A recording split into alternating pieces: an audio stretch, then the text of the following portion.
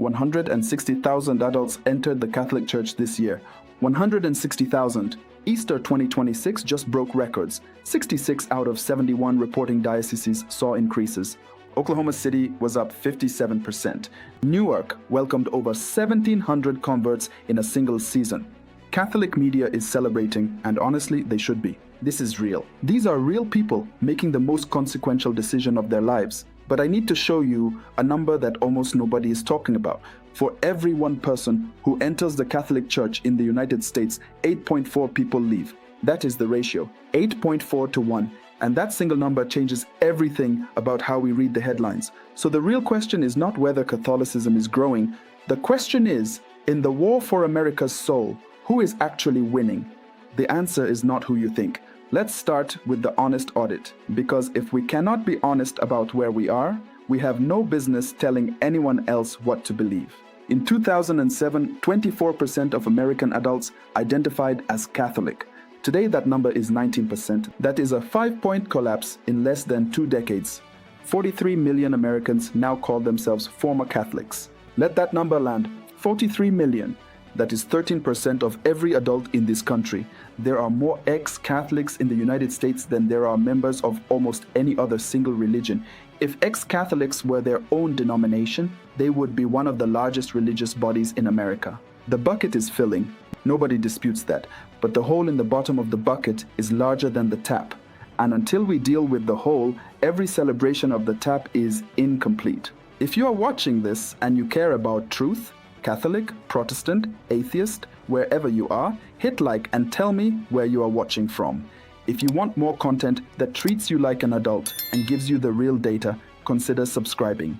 Support our videos, team, and tools. Link in the description or scan the QR code on screen. But who exactly is competing for America? There are 4 major players in this fight, and I want you to see them clearly. First, Catholics. Roughly 50 million strong, but here is the painful number. Catholic retention is 57%. That is the worst retention rate among every major religion in America. Hindus retain 82% of their people. Muslims retain 77%. Jews retain 76%. Protestants retain 70%. Catholics are dead last. 14% of adults who were raised Catholic are now Protestant. The rest are scattered. Second, the nones, people with no religious affiliation. They now make up somewhere between 29 and 31% of all US adults. That makes them the single largest religious category in America. Not Catholics, not Evangelicals, the nones. And here is the part almost everyone gets wrong. 63% of nuns are not atheists. They are not ideological secularists with a manifesto. They call themselves nothing in particular. 55% of them still pray occasionally. 42% believe in an afterlife. These are spiritually homeless people, not enemies of God. They are people who left something and have not yet found what they are looking for. That matters enormously for where this story goes. Third, Evangelicals. They retain 70%, better than Catholics, but they are declining too. And there is a cautionary tale buried in the Protestant data that I will come back to in a moment. Fourth, Islam. 4.5 million Muslims in America with 77% retention overall. Strong number. But here is what the Islam is taking over America narrative misses. Convert attrition among American Muslims runs between 41 and 61%. Islam in America grows primarily through immigration, not conversion. It is not winning the persuasion war on American soil, not even close. So the real winner of America's religion war is not Islam. It is not evangelicalism. It is the nones, the great drift into spiritual nothing in particular. And 24% of raised Catholics are now among them. Their primary reason for leaving, they stopped believing the teachings. Not because the teachings were too hard, because nobody ever explained them properly. That is not a doctrine failure. That is a catechesis failure. And that distinction changes everything. Now I know some of you are thinking, maybe the answer is to soften the message.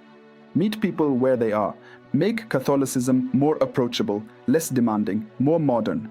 Let me show you what the data actually says about that. There are functionally 2 Catholic churches in America right now.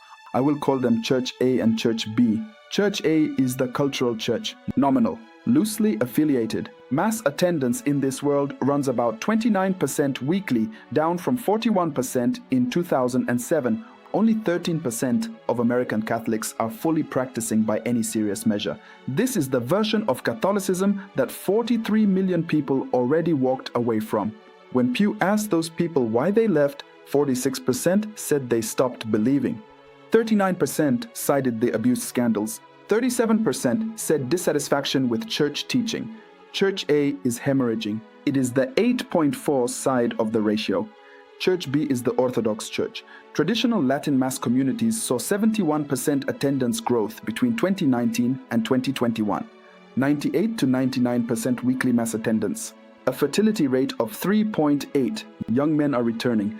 Families with 5, 6, 7 children who structure their entire lives around the faith. Church B is not shrinking, it is exploding. And here is the argument that should make every Catholic, progressive or traditional, sit up and pay attention. The progressive counter-argument says that the Church needs to adapt to modernity, relax certain teachings, become more welcoming in a way that signals flexibility on doctrine. I want to steelman that argument because it deserves a fair hearing. It comes from genuine pastoral concern. People are hurting. The scandals were real. The coldness in some parishes is real.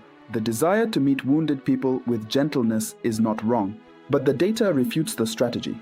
It has already been tried. The Episcopal Church in the United States went down exactly this road: full accommodation, full modernization, and lost over 90% of its peak membership.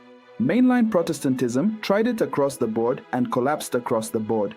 Every single denomination that softened its distinctive claims to make them more palatable to secular culture accelerated its own decline.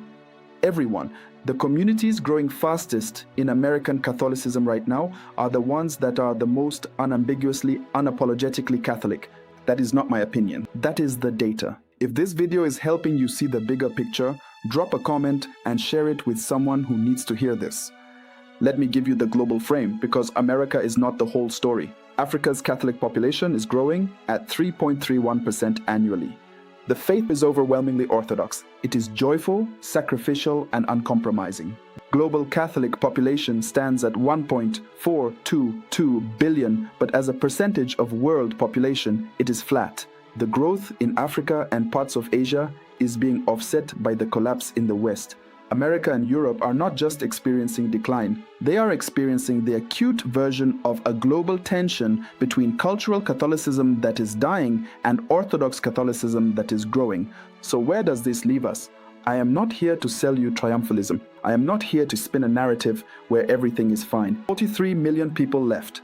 The retention rate is the worst of any major religion. The abuse crisis did incalculable damage. Those are facts, and they deserve to be faced without flinching. But I am also not here to sell you despair, because the data does not support that either. 160,000 people converted this year. The most vibrant, growing, fertile communities in American Catholicism are the ones that refuse to water anything down. The knowns, the real winners of the religion war, are not hardened atheists. They are spiritually homeless people, many of whom still pray, still believe in something beyond this life, and are waiting for something real.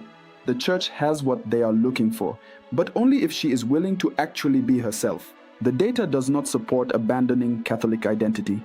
The data does not support accommodation as a growth strategy. The data vindicates orthodoxy, not as a slogan, not as a culture war weapon, as a demographic, sociological, measurable reality. The Church is simultaneously winning and losing, and which side survives depends entirely on which version of Catholicism we choose to be. If this helped you, share it with a friend, subscribe, and check out our web app for daily Catholic resources and soul search. The religion war in America has a winner, and it is the empty Christ-shaped, Christ-sized hole in the heart of 100 million people who do not yet know they are looking for a church that has not forgotten what she is.